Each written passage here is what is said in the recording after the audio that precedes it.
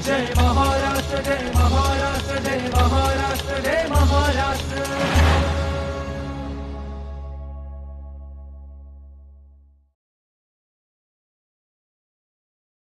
नमस्कार. माहिती व जनसंपर्क महासंचालनालय निर्मित जय महाराष्ट्र या कार्यक्रमात मी उन्नती जगदाळे आपणा सगळ्यांचं मनपूर्वक स्वागत करते. महाराष्ट्राच्या विकासामध्ये जलसंधारणाला अनन्यसाधारण असं महत्त्व आहे आणि जल म्हणजे जीवन. पाण्याचं मोल आपण जाणलं पाहिजे आणि हीच दूरदृष्टी ठेवून माजी मुख्यमंत्री स्वर्गीय सुधाकररावजी नाईक यांनी एक विशेष अभियान त्या काळी राबवलं, त्या काळी सुरू केलं. पाणी अडवा, पाणी जिरवा हा मंत्र त्यांनी महाराष्ट्र राज्याला दिला, घरोघरी गावोगावी पोहोचवला. 21 ऑगस्ट त्यांची जयंती आणि त्यानिमित्तानं जलसंधारण दिन हा साजरा होतोय. तर त्यासाठी आजचा हा कार्यक्रम, आजचा विषय आहे 21 ऑगस्ट जलसंधारण दिन व माजी मुख्यमंत्री स्वर्गीय सुधाकररावजी नाईक यांचे जलदृष्टीचे कार्य. आणि याविषयी सविस्तर माहिती देण्यासाठी आज आम्ही स्टुडिओमध्ये आमंत्रित केलंय मृद व जलसंधारण विभागाचे सचिव आदरणीय जितेंद्रजी पापळकर, भारतीय प्रशासन सेवा. सर नमस्कार. नमस्कार. जय महाराष्ट्र या कार्यक्रमात आपलं खूप खूप मनपूर्वक स्वागत आहे. सर, एक अत्यंत महत्त्वाचा विभाग आणि अत्यंत महत्त्वाचा दिवस आणि त्यानिमित्तानं आपल्या विभागाचे विविध उपक्रम सुरू आहेत. तर पाणी अडवा, पाणी जिरवा हे अत्यंत मोलाचं असा मंत्र त्यांनी दिला आणि त्यानंतर आत्ताही तो आपल्याला उपयोगी पडतोय. आपण बघतोय हवामान बदलतंय, पाणी टंचाई होते. तर काय सांगाल सर सुरुवातीला या बाबतीत? सर्वप्रथम तर मी या महाराष्ट्र शासनाचे आणि आमचे माजी मुख्यमंत्री स्वर्गीय सुधाकरराव नाईक यांच्या जन्मदिनानिमित्त जे आम्ही 21 ऑगस्टला जलसंधारण दिन म्हणून त्याला 7 ऑगस्टला या शासनाने त्याला मान्यता दिली आणि खऱ्या अर्थानं जलसंधारण दिन साजरा करण्यासाठी हा पहिलाच त्यांचा उपक्रम असल्यामुळं ह्या वर्षीपासून त्याची मोठ्या प्रमाणात त्याची सुरुवात करावी हा आजच्या ह्या जलसंधारण दिनाच्या निमित्तानं माझी पहिली अपेक्षा होती. आणि त्यासाठी आमच्या खात्याचे मंत्री आदरणीय संजय राठोड साहेब आणि आमचे राज्यमंत्री इंद्रनील नाईक साहेब यांनी देखील मोठा सहभाग नोंदवला आणि 2 प्रोग्राम आम्ही ज्या निमित्तानं खऱ्या अर्थानं घेण्यासाठी सुरुवात केलेली होती. परंतु ह्या जलसंधारणाचं जे काही महत्त्व जर काय आपण लोकांना पटवून द्यायचं म्हटलं तर पाणी अडवा, पाणी जिरवा हा जो काही मूलमंत्र सुधाकरराव नाईक साहेबांनी त्या काळात दिला होता, आजही तो तसाच्या तसा उपयोगाचा आहे. याचं कारण असं की एल्निनोच्या पार्श्वभूमीवरती आता पाण्याचं सावट, पाण्याचं संकट हे प्रत्येक गावागावापर्यंत पोहोचलं आहे. काही ठिकाणी पाऊस असा पडतो, काही ठिकाणी वेगात पडून निघून जातो, काही ठिकाणी पाऊस पडत नाही, उष्णतामान फार मोठ्या प्रमाणात वाढलेलं आहे. ह्या सर्व बाबी विचारात घेता आता या मूलमंत्राच्या अनुषंगाने काम करणे, त्यासाठी एक लोक चळवळ निर्माण करणे, लोकांच्या मनामनात गावागावात घराघरापर्यंत हा मूलमंत्र पोहोचवणे हे मुळात या आजच्या या जलसंधारण दिनानिमित्ताचं पहिलं काम हे आमच्या विभागाचं राहणार आहे.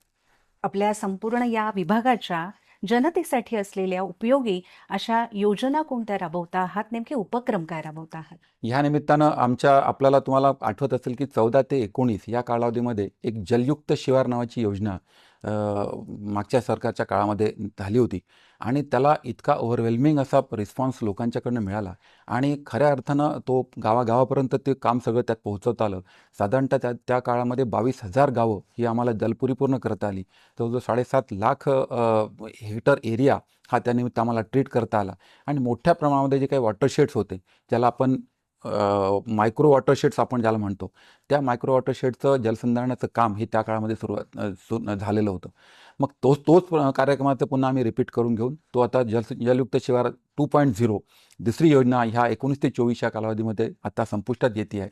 त्याही कालावधीमध्ये जवळपास आम्ही 5,500 ते 6,000 गावं ट्रीट केली आणि प्रत्येक गावाचं वॉटर बजेट करून घेऊन पाण्याचा ताळेबंद करून पडणारं पाणी, वाहणारं पाणी ते कसं त्या गावापर्यंत आपल्याला कसं साठवता येईल ती एक योजना आमची जलयुक्त शिवारची आता सध्या सुरू आहे. दुसरी अतिशय महत्त्वाची आणि लोकांना अतिशय आवडलेली योजना जी आहे ती आहे गाळमुक्त धरण गाळयुक्त शिवार. आणि या माध्यमातून जवळपास मागच्या 3 वर्षामध्ये 9,80,00,000 क्युबिक मीटर एवढा गाळ आम्ही जवळपास 3300 धरणांमधून आम्ही काढलेला आहे आणि हा गाळ काढून शेतकऱ्यांनी त्यांच्या शेतात स्वतः पसरवला. त्यामुळे साधारणतः महाराष्ट्रामधील 2 लाख एकर जमीन ही सुपीक व्हायला मदत झाली. त्याच्यामुळे त्यांच्या शेतातल्या त्यांच्या उत्पादकतेत वाढ झालेली आहे. आणि जवळपास 811 लक्ष घनमीटर एवढा पाण्याचा संचय देखील या कालावधीमध्ये वाढलेला आहे. तिसरी आमच्या विभागाची आमची योजना आहे ती म्हणजे पंतप्रधान कृषी सिंचाई योजना PMKSY 2.0. याही निमित्तानं आम्ही सर्व वॉटरशेड ट्रीटमेंट करत असतो. त्याही निमित्तानं यावर्षी जवळपास 5.5 लाख हेक्टर जमीन ही आम्ही या कालावधीमध्ये आम्ही ट्रीट केलेली आहे, जेणेकरून लोकांना पाण्याचा स्तर वाढवणे, भूगर्भातली पाण्याची पातळी वाढवणे हा याचा मूळ मागचा उद्देश आहे. ती एक योजना आमच्या विभागात राबवतोय आम्ही. चौथी आमची योजना आम्ही करतोय अमृत सरोवर. अमृत सरोवरमध्ये म्हणजे आम्ही गावाच्या बाजूला ज्या ठिकाणी आमच्या शासकीय जमिनी आहेत त्या शासकीय जमिनीवरती जलसंधारणाच्या विभागाच्या माध्यमातून त्याचा सर्व्हे करून घेऊन त्या ठिकाणी एक तलाव तयार करून घेणे, जेणेकरून पडलेलं पावसाचं पाणी हे त्या तलावामध्ये साठून राहील आणि अशा वेळेला अल्निनोच्या पार्श्वभूमीवरती किंवा दुष्काळाच्या वेळेला किंवा पाऊस कमी पडला तर या तलावातलं पाणी त्या गावातील लोकांना वापरता येईल. त्यामुळे आजूबाजूच्या सर्व शेतामधला पाण्याचा स्तर वाढेल आणि लोकांना शेतीसाठी देखील त्याचा पाण्याचा उपयोग होता येईल. म्हणून ती एक योजना आमची अमृत सरोवरची आम्ही योजना राबवतोय. विदर्भातल्या म्हणजे पूर्व विदर्भातले जे काही 8-9 जिल्हे आहेत त्या जिल्ह्यामध्ये माझी मालगुजारी तलावाची एक बरेच जुने माझी मालगुजारी तलाव आहेत. त्या तलावाचं पुनरुज्जीवन करणे, त्यातील गाळ काढणे, त्याची दुरुस्ती करणे, जेणेकरून त्याच्यामध्ये मोठ्या प्रमाणात आपल्याला पाणी साठवता येईल, तीही योजना आम्ही आमच्या विभागामार्फत राबवतो आहे. अशा विविध योजनांच्या माध्यमातून जलसंधारण विभाग तर काम करतच आहे, परंतु हा जलसंधारण विभागाचं केलेलं काम हे फक्त तिथे जलसंचय करून एवढं चालणार नाही, तर आम्हाला लोकांच्या सहभागाची देखील फार गरज आहे. त्याच्यासाठी आम्ही हा उपक्रम या ठिकाणी राबवतो. नक्कीच सर, आपलं जलयुक्त शिवार असेल, अटल भूजल असेल आणि आता आपण बऱ्याच नाविन्यपूर्ण अशा योजना सांगितल्या की ज्या जनउपयोगी आहे. जर त्याच्यात लोकांचा सहभाग असेल, जनांचा सहभाग असेल तर ती योजना नक्कीच यशस्वी होते. तर आपण महाराष्ट्रात काय वातावरण बघता आहात की जनसहभाग कसा आहे, लोकांचा प्रतिसाद या सगळ्या योजनांना कसा आहे? लोकांचा सहभाग, लोकांच्यापर्यंत आपण पोहोचलो की लोक त्याला सहभागी होतातच होतात. याचं अनेक उदाहरणं आता दिसत आहेत. आपल्या राज्यामधले जी काही आपल्याकडे आपण मोठी नावं आपण घेतो, अण्णा हजारेंचं राळेगण सिंधी गाव घ्या किंवा पोपटराव पवारांचं हिवरे बाजार घ्या किंवा संभाजीनगरमधलं पाटोदा गाव घ्या. ह्या सर्व गावांमध्ये लोकांनी सहभाग नोंदवला आणि तुम्ही वॉटर कप आमिर खानने वॉटर कप पाणी फाउंडेशनमधून घेतला होता. त्याही काळामध्ये लोकांनी त्याला सहभाग दिला आणि भरभरून लोक सहभाग करतायत, कारण लोकांना इमिजिएटली त्याचा रिझल्ट मिळतो. जर तुम्ही एखाद्या गावामध्ये छोटी जरी कमी जलसंधारणाची लहान कामं घेतली तरी तुमच्या वॉटर लेव्हल त्याच्या विहिरीचं पाणी वाढलं की शेतकरी त्याला मदत करतात. हा आमचा बिलकुल चांगला अनुभव आहे. आणि त्या दृष्टीने आपण त्याची जनजागृती सगळ्या जनतेमध्ये करता. फक्त तोच एक आता ह्या निमित्तानं आम्ही जनजागृती करण्याचं मेनच काम आम्ही या निमित्तानं सुरू करत आहोत. या 21 तारखेच्या निमित्तानं आम्ही 2 प्रोग्राम घेतो आहोत. तो एक म्हणजे वॉक फॉर वॉटर आणि दुसरा आहे की रील चॅलेंज स्पर्धा. वॉक फॉर वॉटरमध्ये आम्ही म्हणतोय की तुम्ही पाण्यासाठी चला. पाण्यासाठी चला हा मूलमंत्र, जसा पाणी अडवा पाणी जिरवा सुधाकर नाईक साहेबांनी दिलेला मूलमंत्र होता, तसा पाण्यासाठी तुम्ही जर का सोबत चाललात तर तुम्हाला पाणी सोबत तुम्हाला घेऊन जाईल. वा. असा त्याच्यामागचा इतिहास आहे, असे त्याच्यामागची हिस्ट्री आहे. त्याच्यामुळे आज जर का आपण आपलं भविष्य सिक्युअर करायचं असेल तर पाण्यासाठी आपल्याला चलावं लागेल. म्हणूनच आजचा आमचा जो ब्रीदवाक्य आमचं जे आहे तेच आहे की सेव्ह सॉईल, सेव्ह वॉटर आणि सिक्युअर टुमॉरो. आता 21 ऑगस्ट आपण जलसंधारण दिन साजरा करतोय. 15 ऑगस्ट ते 21 ऑगस्ट पर्यंत जलसंधारण सप्ताह साजरा करतो आहोत आणि 15 ऑगस्ट ते 26 जानेवारी संपूर्ण जलसंधारण अभियान, असे वेगळे उपक्रम, भव्य दिव्य उपक्रम संपूर्ण महाराष्ट्रभर गाजतायत. आम्हीही बघतोय प्रसार माध्यमांच्या माध्यमातून. तर एकूणच हे कार्यक्रम नेमके जर विस्तृत प्रेक्षकांना सांगायचे झाले तर नेमकी जनजागृती नेमकं कशा पद्धतीने सुरू आहे, काय सांगाल सर? आम्ही पहिल्यांदा तर 15 ऑगस्टला माननीय मुख्यमंत्री आणि माननीय पालकमंत्री महोदयांच्या हस्ते आमच्या लोगोचं अनावरण प्रत्येक जिल्ह्यामध्ये 15 ऑगस्टच्या कार्यक्रमाच्या निमित्तानं केलं आणि लोगोचं अनावरण करून एक शपथ पण आम्ही त्या दिवशी जमलेल्या सर्व लोकांना त्या ठिकाणी दिली. तोच प्रोग्राम आता पुन्हा आपण 21 ऑगस्टला पण आपण घेतो आहोत. त्याच्यामध्ये हा थोडासा त्याचं स्वरूप वेगळं असणार आहे. त्याच्यामध्ये आपण लोकांना इन्व्हॉल्व करतो आहोत आणि एक आपण वॉक 3 किलोमीटरचा प्रत्येक जिल्ह्यामध्ये आपण आयोजित केलेला आहे. त्याला बक्षिसांची पण व्यवस्था ही जिल्हा स्तरावरती करण्याच्यासाठीचं नियोजन करण्यात येत आहे. हा एक प्रोग्राम होणार आहे. त्या दिवशीच्या प्रोग्रामचं साधारणतः नियोजन असं असणार आहे की त्या दिवशी सकाळी 5:30ला सगळ्या लोकांनी एकत्र जमणे ग्राउंडवरती. त्याच्यासाठी त्यानंतर 6 ते पावणे 7 पर्यंत त्यांचा एक योगाचा आम्ही तिथे क्लास त्यांचा ठेवलेला आहे आणि पावणे 7 वाजता एक पाण्याची आपली एक जलसंधारणाची शपथ दिल्या जाणार आहे आणि 7ला तुमचे जलसंधारणाचं वॉक सुरू होईल. 3 किलोमीटर साधारणतः वॉक झाला की मग त्या ठिकाणी आलेल्या सर्व स्पर्धकांच्या माध्यमातून त्यांना त्यांच्या बक्षिसाचं वितरण वगैरे करून हा कार्यक्रम वॉकॅथॉनचा त्या ठिकाणी संपणार आहे. दुसरा जो आम्ही उपक्रम घेतोय तो म्हणजे रील चॅलेंज. रील चॅलेंजमध्ये फक्त आम्ही युवकांना युवतींना त्याच्यामध्ये इन्व्हॉल्व करून घेतोय. 15 ते 30 वयोगटातील त्याच्यासाठी आम्ही त्यांचे विषय त्यांना नमूद करून दिलेले आहेत आणि त्याच्यामध्ये त्यांना आकर्षक बक्षिसांची देखील व्यवस्था आपण केलेली आहे. त्याच्या सर्वांचं जिल्ह्याच्या स्तरावरती त्याचं स्क्रीनिंग होणार आणि त्या स्क्रीनिंगच्या माध्यमातून जे काही चांगले रील्स तयार होतील. रील्स हा आताचा रील्सचा जमाना आला आहे. आता तुम्हाला तुमचं प्रिंट मीडियामध्ये जाणे किंवा याच्याकडे जाण्यामध्ये आता लोकांना इंटरेस्ट आला नाही की 2 मिनिटात आम्हाला कसं कळेल आणि म्हणून आम्ही ही रीलची स्पर्धा आणि त्यानिमित्ताने युवकांमध्ये एक चांगला जागरूकता निर्माण करणे हा त्याच्यामागचा मूळ उद्देश आहे. कारण विद्यार्थ्यांच्यापर्यंत जर का तुम्ही एखादा प्रोग्राम नेला तर तुम्हाला त्याचा रिझल्ट्स अतिशय चांगले मिळतात आणि म्हणून या माध्यमातून लोकांच्या घरांमध्ये पोहोचवणे, लोकांना पाण्याचा वापर काटकसरीने पाण्याचा वापर कसा करावा हे सांगणे, पावसाचं पडलेलं पाणी आपल्याला कसं साठवता येईल, त्याच्यासाठी रेन वॉटर हार्वेस्टिंग आपल्याला कसं मदत करू शकेल याच्या अनुषंगाने त्यांना मार्गदर्शन करणे, ह्या सर्व बाबी ह्या रील फॉर चॅलेंजच्या माध्यमातून पुढे येतील आणि त्याच्याच माध्यमातून त्याचा सर्व ठिकाणी प्रचार प्रसार होईल. अशा आम्ही या 2 योजना ह्या सप्ताहाच्या निमित्तानं आम्ही ठेवलेल्या आहेत. आणि 15 ऑगस्ट ते 26 जानेवारी हा जो आम्ही पूर्ण स्पॅन ठेवला आहे तो आपल्या ग्रामपंचायतीमध्ये किंवा आपल्या शहरामध्ये असलेले जेवढे काही आमचे वॉटरचे स्ट्रक्चर्स आहेत त्या सर्व स्ट्रक्चर्सना व्हिजिट करणे, त्या ठिकाणी जलपूजन करणे, झालेलं चांगले कामं लोकांच्यापर्यंत सांगणे, ह्याच्यामुळे झालेलं पाण्याचा जो काही संचय तिथे झाला असेल त्याच्यामुळे तुमच्या शेतामध्ये तुम्हाला तुमच्या वॉटर लेवल कशा वाढणार त्याच्याविषयी त्यांना महत्त्व समजावून सांगणे, ह्या सर्व बाबींचं मग त्यांना मार्गदर्शन करणे, ह्या सर्व कार्यक्रम हे या निमित्तानं होणार आहेत. त्याही कालावधीमध्ये आम्ही 2-3 अतिशय महत्त्वाचे कार्यक्रम लोकांच्यापर्यंत नेतोय. एक म्हणजे संपूर्ण जिल्ह्यामध्ये एक तरी गाव हे रेन वॉटर हार्वेस्टिंग तर 100% घरांमध्ये रेन वॉटर हार्वेस्टिंग झालेलं असलं पाहिजे. किंवा रिचार्ज पीट नावाचं एक छोटंसं एक स्ट्रक्चर असतं, जे स्ट्रक्चर तुम्ही केलं तर तुम्हाला तिथे पडलेलं पावसाचं पाणी त्या ठिकाणी जमा होतं आणि मग तिथली वॉटर लेवल एकदम वाढते. तर ते एक छोटंसं स्ट्रक्चर जर का आपण प्रत्येक गावामध्ये 1,000 किंवा जिल्ह्यामध्ये 10,000 असं आम्ही 3,60,000 आपण अशी रिचार्ज पीट्स हे आपण आमचं उद्दिष्ट आम्ही राज्यासाठी ठेवतोय, जेणेकरून प्रत्येक गावागावापर्यंत जलसंधारणाची सगळी कामं पोहोचवता येतील आणि खऱ्या अर्थाने लोकांना महत्त्व त्याचं पटलं की लोकांनी आपोआप मग त्याच्यामध्ये पुढे त्यांनी जावं हा त्याच्या मागचा उद्देश आहे. मला पुन्हा थोडंसं वॉक फॉर वॉटर या विषयाकडे यावंसं वाटेल. नेमकी त्यामध्ये थीम काय आहे? म्हणजे त्यात काही घोषणा दिल्या जाणार आहेत, तिथे कशा पद्धतीने वॉक फॉर वॉटर असणार आहे? वॉक फॉर वॉटर ही जी मूळ संकल्पना आम्ही मांडली आहे त्यामध्ये एक तर महाराष्ट्र हा एकतर कृषीप्रधान महाराष्ट्र आहे. आपलं सर्व जे काही अवलंबून आहे ते शेती आणि आपल्या शेती आणि शेतीशी जमीन, माती आणि पाणी याच्याशी आपला अतिशय जवळचा संबंध आहे आणि त्याच्यामुळं या माती आणि पाणी या दोन्ही विषयाशी युवक पण जोडले जावे, गावातील सर्व लोकांच्यापर्यंत आपण पोचावं, हा मूळ उद्देश ह्या वॉक फॉर वॉटरचा मूळ उद्देश तेवढाच आहे. आणि या निमित्तानं जलसंधारण विभागाची असलेली कामं जी आहेत ती कामं पण लोकांच्यापर्यंत आपल्याला कशी नेता येतील, असलेली जी काही स्ट्रक्चर्स आहेत ती स्ट्रक्चर्स आपल्याला दुरुस्त करून घेऊन तिच्यात आपल्याला पाण्याचा संचय आपल्याला कसा करून घेता येईल, ह्या सर्व बाबी या वॉक फॉर वॉटरच्या निमित्तानं आम्ही पुढे आणणार आहोत. शालेय जे विद्यार्थी आहे आणि महिला यांच्यासाठी काय सांगणार आहे? 15 ते 30 वयोगटातली जी काही युवती आहेत म्हणजे गर्ल्स असतील किंवा 30 वयोगटातल्या महिला असतील, आजकाल महिला पण आता फार ट्रेंड झालेल्या आहेत रील बनवण्याच्यासाठी आणि मला वाटतं त्यांचा पण मोठा उपयोग याच्या निमित्तानं होईल आणि त्यांना पाण्याचा काटकसरीने वापर हा अत्यंत महत्त्वाचा भाग त्यांच्यासाठी आहे.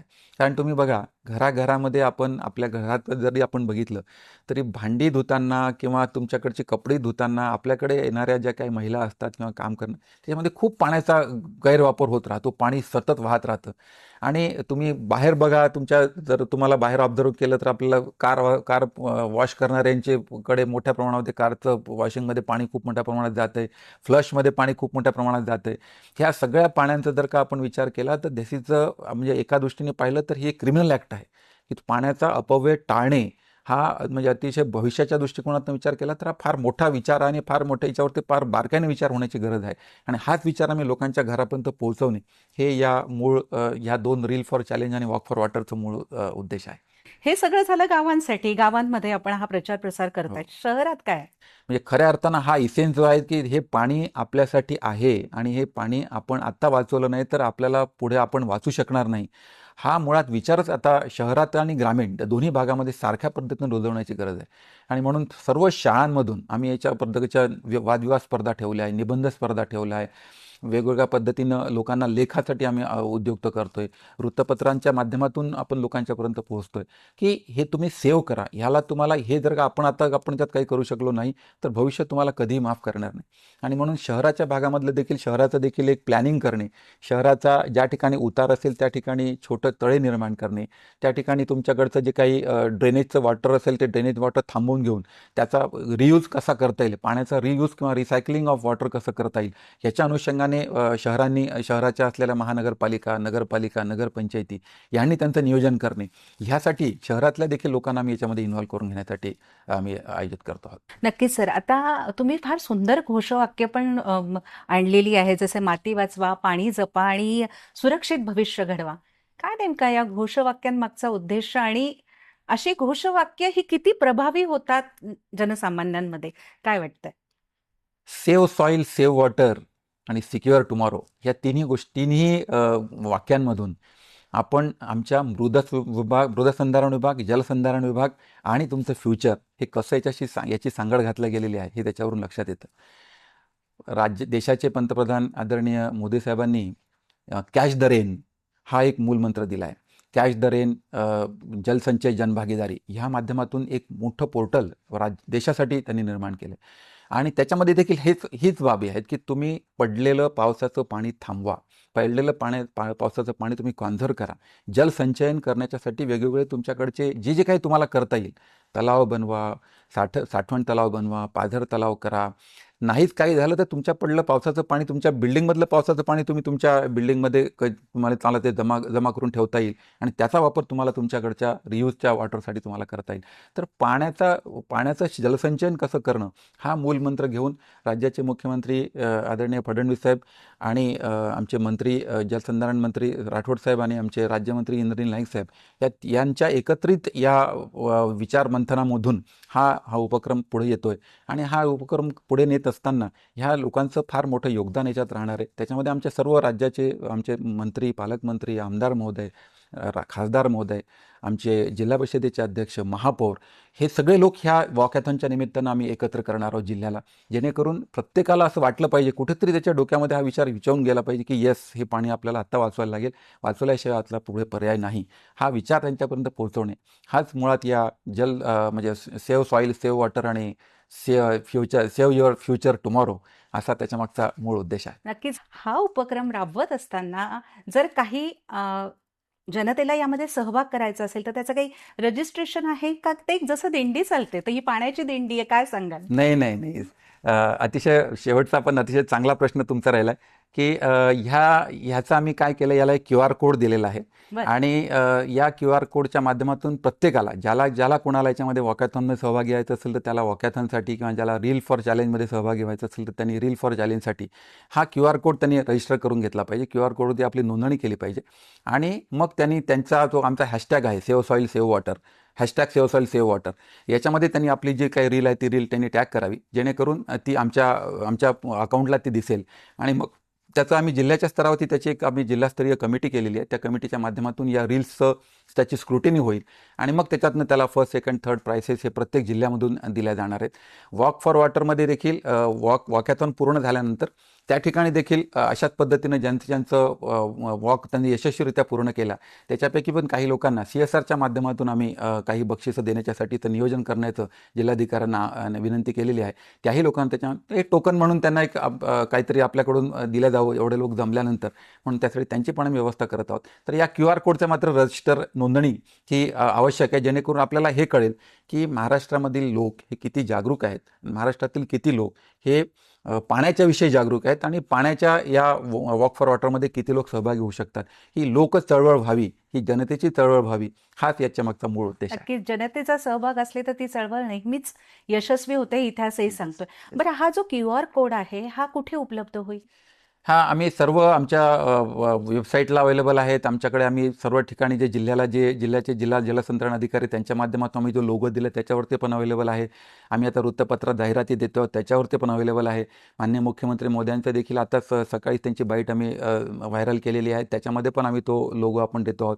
सर्व ठिकाणी त्यांना लोगो अवेलेबल होईल अशी व्यवस्था ही सर्व ठिकाणी आहे आणि त्या लोगोचं व त्या QR कोडच्या अनुषंगाने त्यांचं रजिस्ट्रेशन जर झालं तर आपल्याला खऱ्या अर्थानं हे कळेल की किती लोक आपल्या याच्यात सहभागी होते. सोशल मीडिया हा सगळ्यात महत्त्वाचा आणि प्रभावी जे माध्यम आहे, तर त्याचा उपयोग कसा करता आहात? हे सगळे जे काही आम्ही आता QR कोड आणि सगळे जे काही आम्ही करतो ते सगळ्या सोशल मीडियावरती आम्ही टाकलेले आहेत. आमच्या ट्विटर हँडलवरती आहे, आमच्या इंस्टावरती आहे, इंस्टाग्रामवरती पण आहे, आमच्या फेसबुक आणि याला पण लाईव्ह आहे.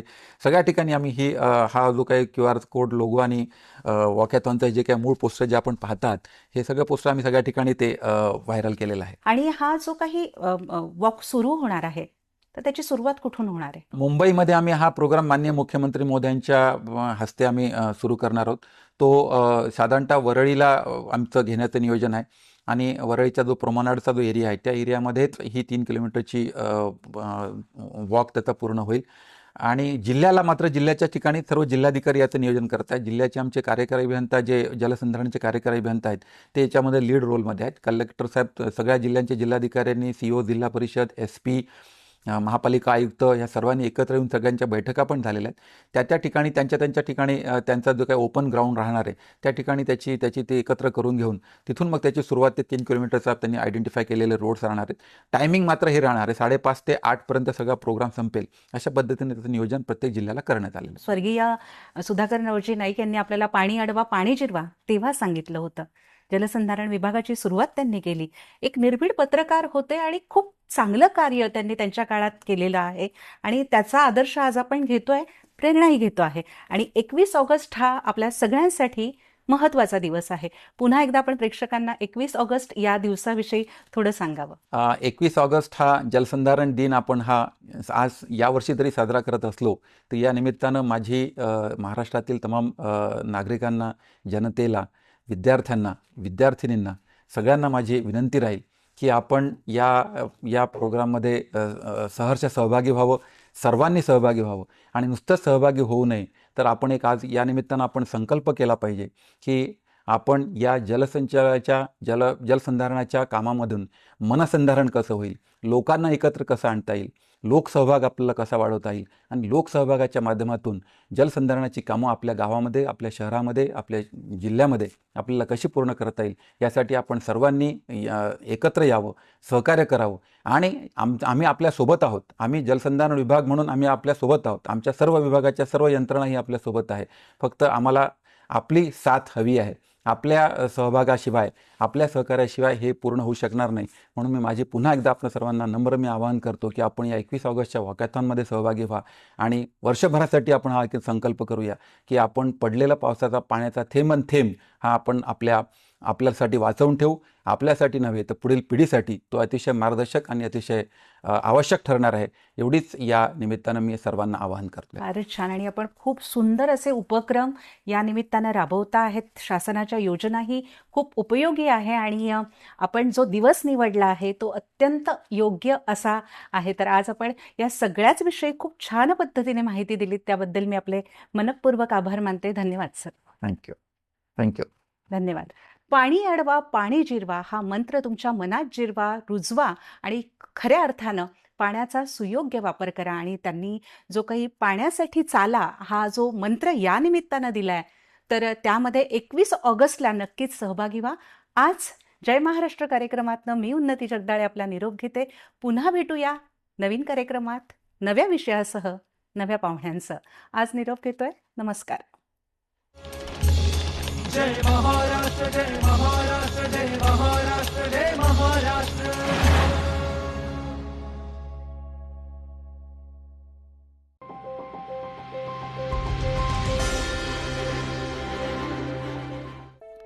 आपत्ती कोणतीही असो त्याचे योग्य व्यवस्थापन होणे इथेच खरी कसोटी लागते. नांदेड जिल्ह्यासाठी सन 2025 हे वर्ष अतिवृष्टी आणि पूरस्थितीच्या दृष्टीने अत्यंत आव्हानात्मक ठरले. जिल्ह्यात झालेल्या विक्रमी पावसामुळे अनेक नद्या व नाले दुथडी भरून वाहिले आणि अनेक भागांमध्ये गंभीर पूरस्थिती निर्माण झाली. या आपत्तीमुळे हजारो हेक्टर शेतीक्षेत्र पाण्याखाली गेले तर शेकडो एकर सुपीक जमीन वाहून गेली. नांदेड जिल्ह्यात वारंवार उद्भवणाऱ्या अतिवृष्टी व पूरपरिस्थितीमुळे होणारे नुकसान लक्षात घेऊन माननीय मंत्री, इतर मागास बहुजन कल्याण, दुग्ध विकास, अपारंपरिक ऊर्जा तथा पालकमंत्री नांदेड जिल्हा यांच्या अध्यक्षतेखाली स्थानिक लोकप्रतिनिधी व संबंधित विभागांच्या अधिकाऱ्यांची बैठक आयोजित करण्यात आली होती. सदर बैठकीत अतिवृष्टी व पूरस्थितीमुळे होणारे नुकसान टाळण्यासाठी दीर्घकालीन, शाश्वत आणि प्रभावी उपाययोजना राबविण्याबाबत चर्चा करण्यात आली. तसेच आवश्यक कार्यवाही करण्याबाबत संबंधित विभागांना सूचना देण्यात आल्या. त्यानुसार मृद व जलसंधारण विभागामार्फत अतिवृष्टीमुळे बाधित असलेल्या सर्व नाल्याचे प्राथमिक सर्वेक्षण केले. या सर्वेक्षणानुसार दरवर्षी उद्भवणारी पूरपरिस्थिती कमी करण्यासाठी पाणलोट क्षेत्रातील रन ऑफ कमी करणे, नाल्यातील पाण्याचा वेग व दाब नियंत्रित करणे, नाल्याचे खोलीकरण व रुंदीकरण करून पाणी साठवण क्षमता वाढविणे, पाण्याचा प्रवाह सुरळीत ठेवून पूरस्थिती टाळणे, तसेच नाल्याच्या काठावर बांबू लागवड करून एकात्मिक पाणलोट विकास कार्यक्रम राबविण्याची शिफारस करण्यात आली. त्या अनुषंगाने जलयुक्त शिवार अभियान, गाळमुक्त धरण व गाळमुक्त शिवार अभियान, राज्य आपत्ती प्रतिसाद निधी SDRF तसेच जिल्हा नियोजन समिती आदी विविध योजनांच्या माध्यमातून नांदेड जिल्ह्यात व्यापक स्तरावर नाल्यांच्या खोलीकरणाची कामे हाती घेण्यात आली. या अंतर्गत जिल्ह्यात एकूण 197 किलोमीटर लांबीच्या नाल्यांचे खोलीकरण करण्यात आले असून सुमारे 42,05,435 घनमीटर गाळ काढण्यात आला आहे. या कामांमुळे नाल्यांची वहन क्षमता वाढण्यास, पावसाच्या पाण्याचा निचरा सुरळीत होण्यास, भूजल पुनर्भरणास चालना मिळण्यास तसेच भविष्यात अतिवृष्टी व पूरपरिस्थितीमुळे होणारे नुकसान कमी करण्यास मोठी मदत होणार आहे. तसेच सन 2026च्या पावसाळी हंगामासाठी नांदेड जिल्ह्यास 37,50,000 वृक्ष लागवडीचे उद्दिष्ट निश्चित करण्यात आले आहे. पर्यावरण संवर्धन, जलसंधारण आणि जिल्ह्यातील हरित क्षेत्रात भरीव वाढ करण्याच्या उद्देशाने मृद व जलसंधारण विभागामार्फत पूर्ण झालेल्या नाला खोलीकरण तसेच इतर जलसंधारण कामांच्या परिसरात 1 लक्ष बांबू लागवडीचा विशेष उपक्रम हाती घेण्यात आला आहे.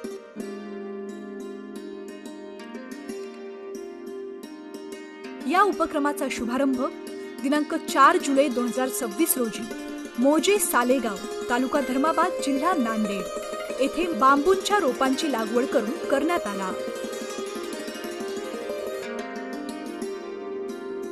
मृद व जलसंधारण विभागामार्फत राबविण्यात येणारी ही मोहीम जलसंधारणांच्या कामांना पर्यावरणपूरक बळ देण्याबरोबरच मृद संवर्धन, जैवविविधतेचे संरक्षण, कार्बन शोषण तसेच ग्रामीण भागातील हरित क्षेत्राच्या विस्तारासाठी महत्त्वपूर्ण ठरणार आहे.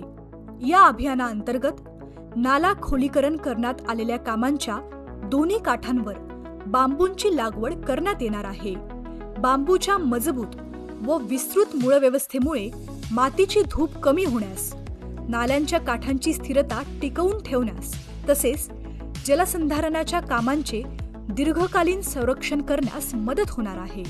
परिणामी जलसंधारणांच्या संरचनाची परिणामकारकता वाढविण्याबरोबर भूजल पुनर्भरण, पर्यावरणीय समतोल राखणे आणि स्थानिक परिसंस्थेच्या संवर्धनालाही चालना मिळणार आहे.